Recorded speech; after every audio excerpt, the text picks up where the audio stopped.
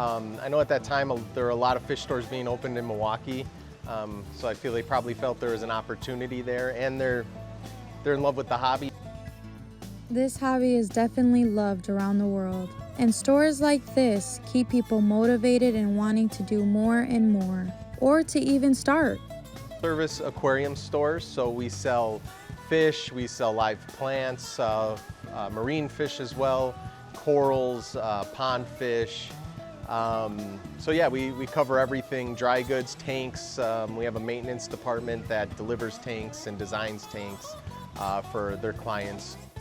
About 15, 16 years ago, I really got into the hobby. I started breeding fish. I started Aquatic Realms, which is our maintenance department, shortly after that. And yeah, it's just been a labor of love. I just can't get enough of it. It's kind of an addiction to a sense, you know. We totally know and understand. Trust us. When you're hooked, you're hooked. Now let's take a quick break and start building our tank. We'll be back shortly, Adam. Alright folks, let's start off with the minimum we'll need to get our tank started. First, let's start off with our live sand. You can purchase this at almost any aquatic store, and it is needed because not only does it act as a biological filtration, but it can also grow needed bacteria for your marine life. Next up we have is our instant ocean, also known as our sea salt. This salt is needed specifically for saltwater tanks and turns our normal water into a little ocean. Similar to the live sand, we have Carib Sea, authentic reef sand that has good bacteria already within the package and helps cycle your tank faster. And with every tank is a filter. A filter removes excess food, dangerous chemicals, and more. The filter is then connected to our air pump. Mainly, it ensures the fish have enough oxygen and maintains a great concentration of oxygen as well. Then we have our tank heater. It provides all the heat the fish will ever need. And then our tank light. This provides the necessary light to keep the coral and fish healthy. And lastly, we have our tank and lid, for everything to be put into and to become a new home for our friends. Now let's get started. Alright, so here's our tank, the one we started out with, the lid. And I'm going to take the lid off because we have to put everything inside. I'm going to go grab our filter. Alright, so here's the bottom grate of our filter. I'm going to plop that on the bottom. And then we have our 2 air filters. So those just hook up to the circles on the bottom, easily adjusted. Not too difficult, just have to put a little pressure when putting them in. Now that those are all almost set, I'm gonna go get the air pump. The air pump is right there, and I have to go open it, so I will be right back.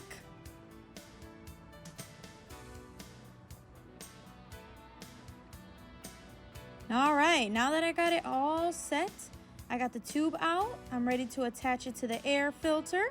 I attach it neatly on the top.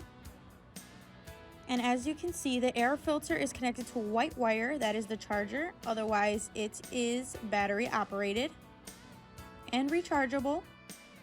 I struggled a little bit with putting the inner tube on. And if you start to struggle, asking for help is the best thing to do. Let's go back to Aquatics Unlimited. I wonder what Adam thinks about starting out a new tank.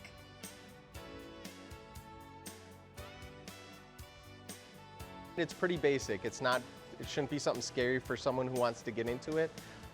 So again, it doesn't take much effort or much time. When you go on up from there, some tanks do get a little bit more complicated, but we have the experience here to walk anybody from a 10-gallon little tank in their kid's room all the way up to, you know, a 300-gallon reef aquarium. So, you know, there's different levels of how difficult that is and how much planning goes into it, but to start, it's really not difficult at all.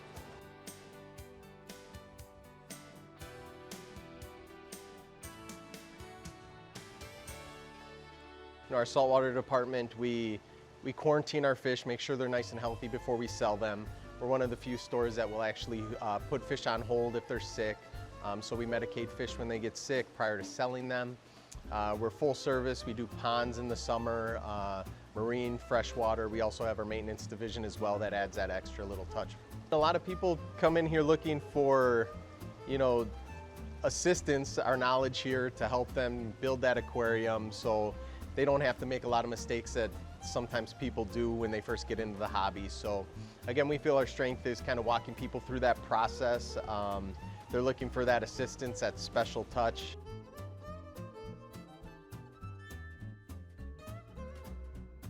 The hardest thing for people when they start an aquarium is the patience side of things.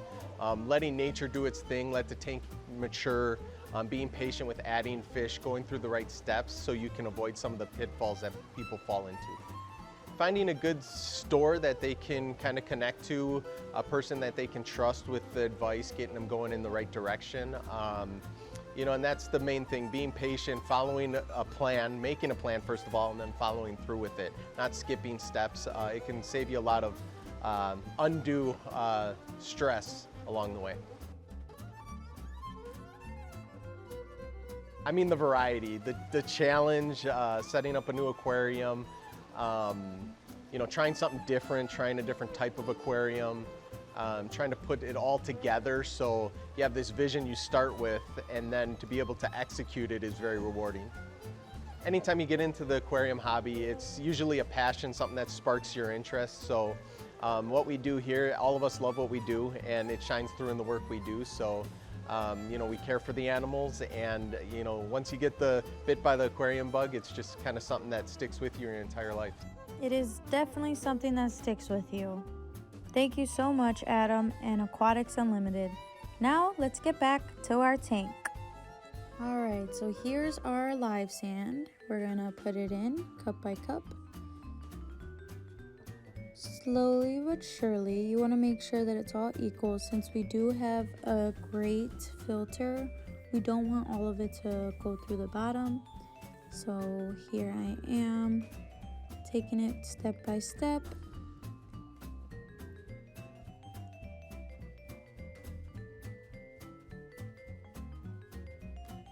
As you can see, I try to even it out as much as I can, just so it's nice and clean.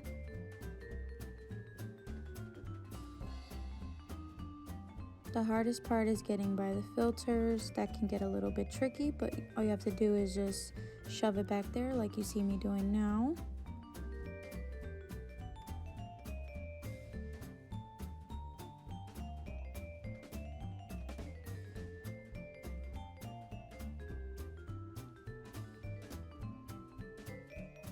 I definitely have more than enough sand.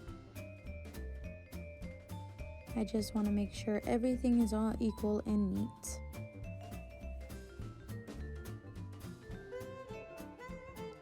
Alright, and before we go any further with the tank, we have to start measuring out our water and sea salt. This bucket is pre-made water. It is 2 gallons, and here's the instant ocean. So for every gallon of water, you want to put half a cup of instant ocean. So right here, I measured out a full cup, and I'm gonna dazzle it in slowly. Make sure I get everything in there, add some extra pieces that fell in there. Just make sure everything's looking pretty and cute.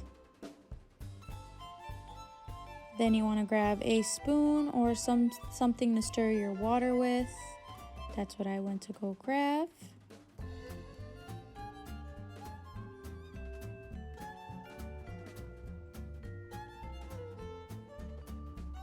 There it is. And you want to make sure you do it all across the corners. You want to make sure that you don't feel no sand with the spoon. You just want to make sure it's nice and smooth and it only feels like water's in the bucket. We will have to repeat this a few times for it to get it full, but once we do, it'll be completely worth it. Right now I'm removing the water and putting the tank back on.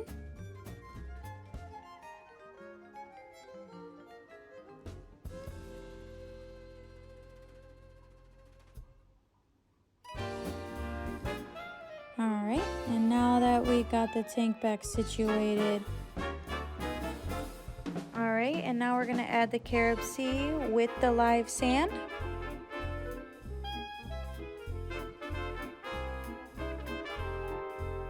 So the Carib Reef is pretty moist. The the big comes like that, it's already alive, and like I said, it comes with the bacteria already in it, so it's great for your fish and marine life.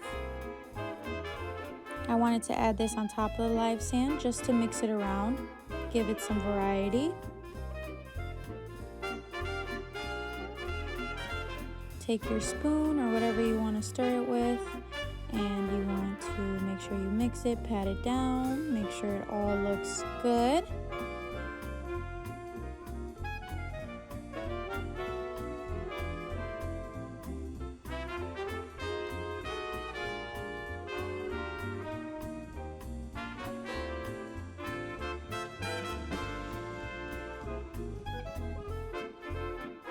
You want to flatten out as much as you can. See, here I didn't really mix it, but once I add the water, it'll mix with itself. So we're not too worried about that. We just want to make it as flat as possible so it doesn't make a mess when we do add the water.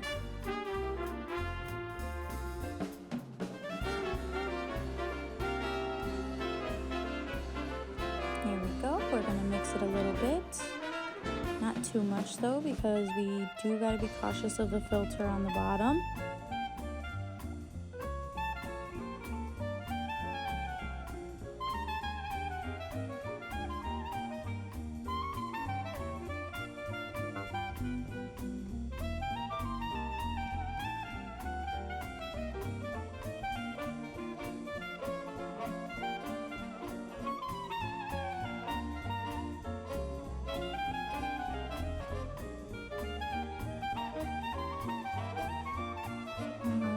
And here is the heater. We want to add that before we add the water, just because it could get complicated adding it to the tank once the water is all filled. So we want to do that first. The heater is necessary again for the warmth of the fish because they are tropical fish.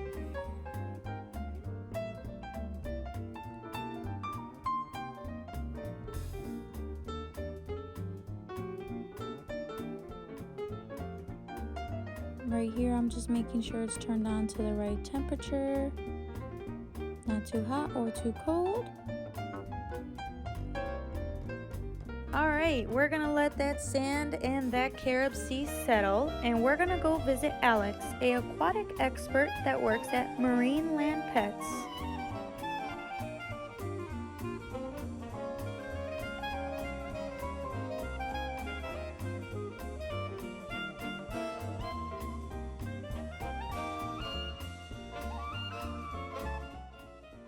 My name is Alex. I work here at Marine Land Pets. I'm kind of the in-house fish expert.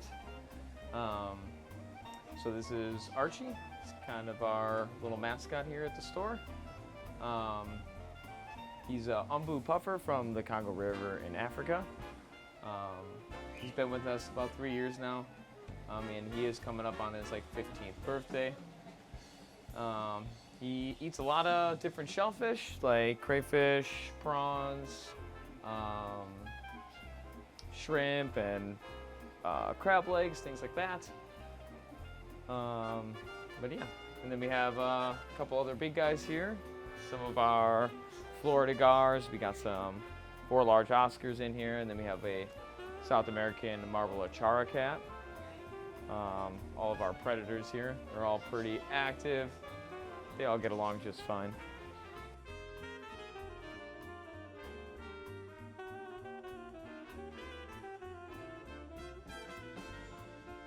So these are red-bellied piranhas, very popular fish here in the aquarium trade. Obviously, they have a fearsome reputation, but in my opinion, they're a lot more chill than a lot of people make them out to be. We have a big school of some large guys here.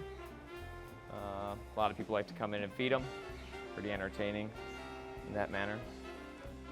From answering questions, to doing maintenance, to taking care of his fellow buddies, Alex is one knowledgeable person. He not only helps everyone with their fish problems, but he also feeds his friends too.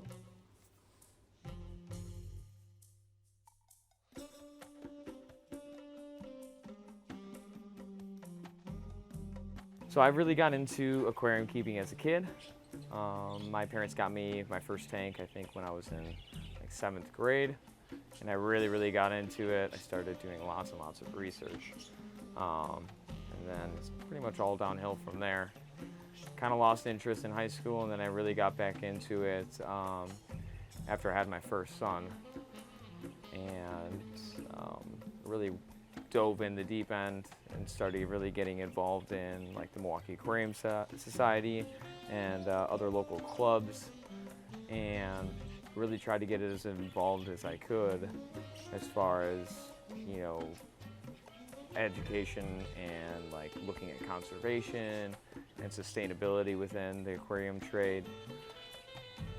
And all of that really reflects, you know, back to, you know, the fundamental things of what the aquarium keeping is all about. It's, you know, little micro environment here in the tank that we have and that we're creating. Some people say we're playing God, but you know, really we're looking to, you know, create this little environment within our own space. Alex is definitely right. Do your research first and then own your aquarium later. Patience is key. Now let's get back to making our aquarium. Alright, so I grabbed a bowl to put in the gravel just so I can pour the water into that bowl and it'll overspill into the tank, because the first layer can get messy and then it'll make a big dent and we don't want that. So obviously I start to miss a little bit, but the good point is that the majority of it is overflowing in the bowl like we want it to. Okay, and then we fill it up once again. This one I tried to do 3 gallons instead of 2. Shouldn't have done that. Definitely shouldn't have. I kept it with 2 after this. As you can see, the gravel starts to mix like I said it would. I mean, it's not a terrible thing, but we just don't want it all messy because then it's harder to filterize.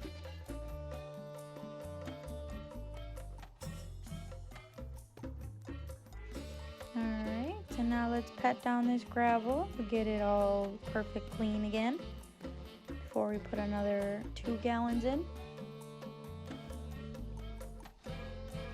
Alright, and our other 2 gallons are up.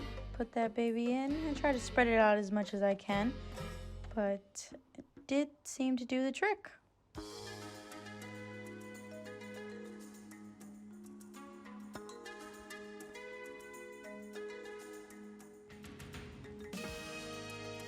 Alright, let's give it another pat after that second time.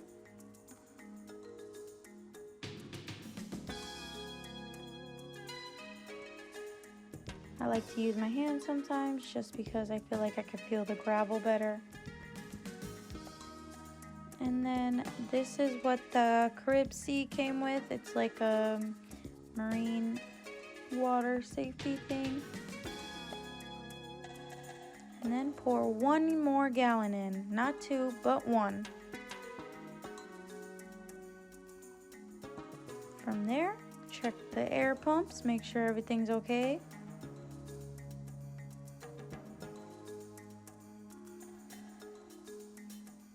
Making sure the air pump is clear and the valves and the tube is clear, because if they're tied up, then their air won't get through no filtration at all.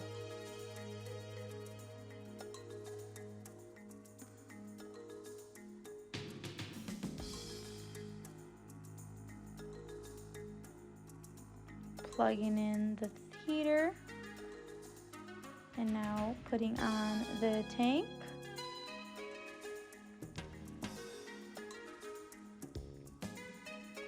And now to put on the lights.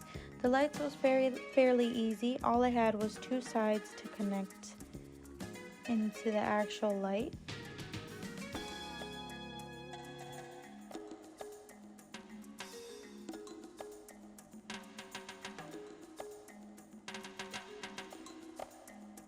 Making sure you grab all the pieces was essential.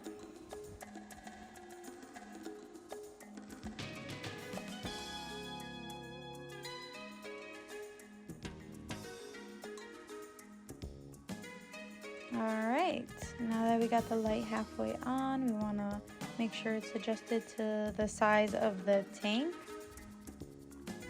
This part was pretty difficult just because it was a lot of stuff sticking out of the tank, so I had to really be careful.